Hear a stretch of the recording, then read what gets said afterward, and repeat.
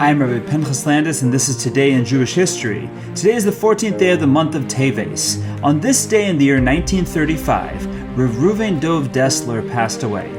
Born in 1863 in Libau, Latvia, Rav Dessler was deeply influenced by the spiritual environment of Kelm, where he studied under the Alter of Kelm, Rav Simcha Zissel Ziv, from the age of 11. Rav Reuven Dov remained a close student of the Alter for nearly 25 years, assisting him in running the famed Kelm Talmud Torah, especially during the Alter's latter years when health issues prevented him from teaching.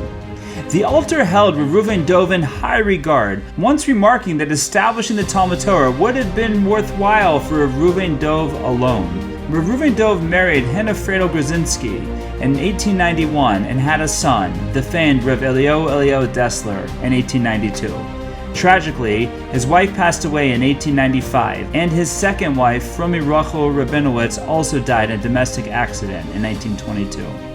Rav Reuven Dov's later years were marked by financial and personal upheavals. By 1914, he was a successful timber merchant in Gomel, supporting the local Novardok yeshiva and hosting a yeshiva in his home. However, the communist revolution brought financial ruin, forcing him to flee through Russia and eventually returning to Kelm in 1918. There, he succeeded Rav Nachum Tzvi, the Alter's son, as director of the Kelm Talmud Torah.